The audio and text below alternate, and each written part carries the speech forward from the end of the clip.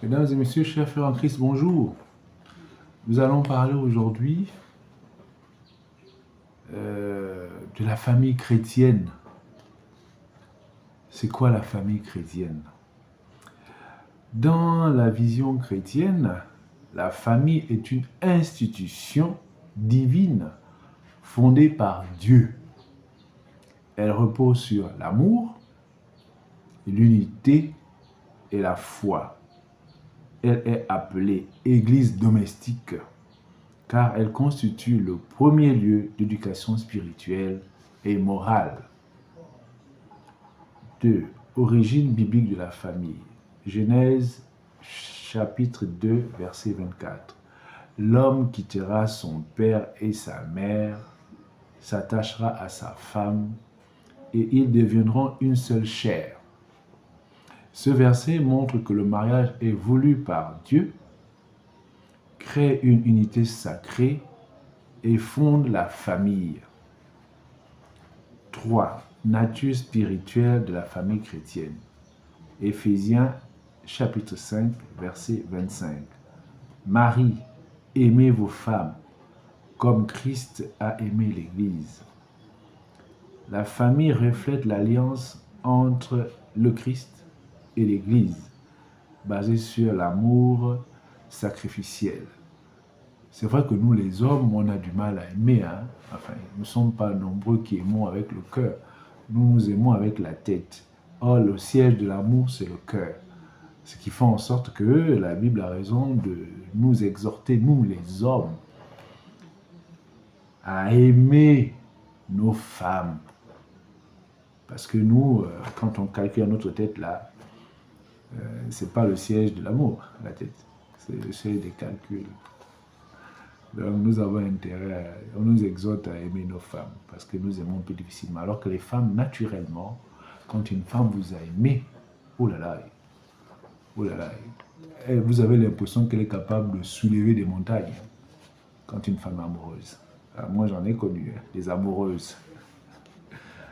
En tout cas, point 4, droits et devoirs du mari. Les devoirs. Aimer sa femme. Éphésiens chapitre 5, verset 28. Diriger avec sagesse. 1 Corinthiens chapitre 11, verset 3. Pourvoir aux besoins. C'est dans 1 Timothée chapitre 5, verset 8. Les droits. Respect de sa femme. Soutien familial. Autorité spirituelle responsable. Voici ses droits.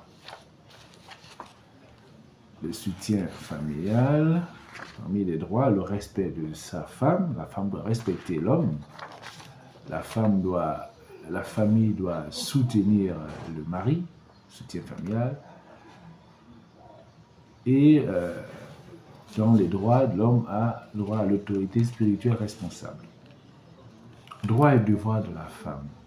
La femme doit respecter son mari. C'est dans Éphésiens chapitre 5, verset 33. Être une aide et partenaire, c'est dans Genèse chapitre 2, verset 18. La femme est une aide. Elle est complémentaire à l'homme. C'est un partenaire. Ce n'est pas un concurrent. Parce que dans nos foyers modernes, là, les femmes se comportent comme des concurrents. Des hommes, un autre homme. Il y en a 2 hommes dans la maison, dans le foyer, pour diriger le foyer. Non, la femme est une aide, un partenaire. Elle doit tenir cette place-là, ce rang-là.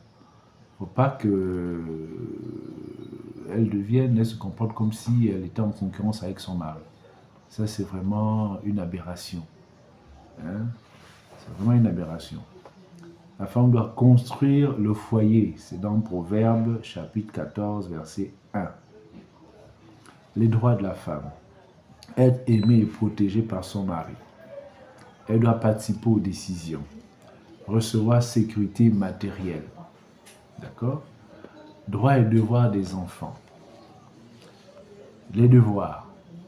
Obéir aux parents. Les enfants doivent être obéissants. C'est dans Éphésiens, chapitre 6, verset 1. Parce que les enfants d'aujourd'hui n'obéissent plus. Et le fait qu'ils n'obéissent plus, ça crée des problèmes. Les enfants doivent honorer leurs parents. C'est dans Exode, chapitre 20, verset 12.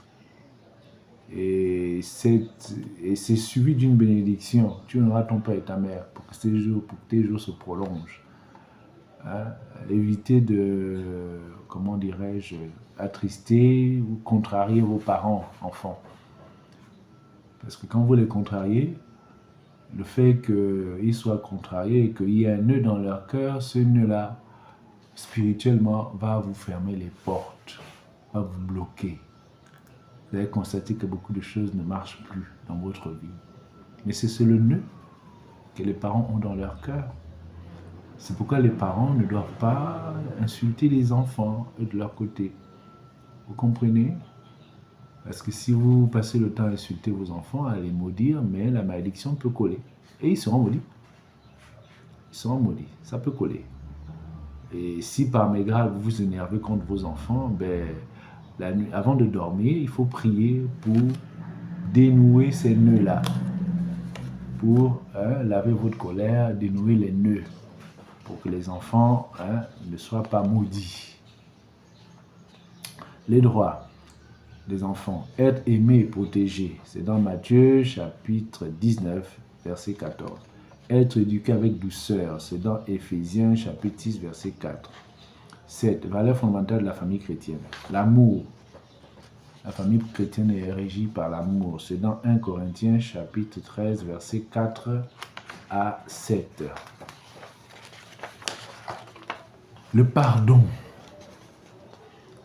La famille chrétienne est régie après l'amour par le pardon. Et l'amour de façon pardonne tout, excuse tout. C'est dans Colossiens chapitre 3, verset 13. L'unité. Une famille doit être unie. C'est dans Psaume 133, verset 1. La foi commune. C'est dans Josué chapitre 24, verset 15. 8. Conclusion. La famille chrétienne est une alliance divine fondée sur l'amour, la responsabilité et la foi. Elle constitue une école spirituelle visant à refléter l'amour de Dieu dans le monde. Mesdames et messieurs, chers frères en Christ, chers chercheurs de vérité, je vous remercie une fois de plus. À très bientôt.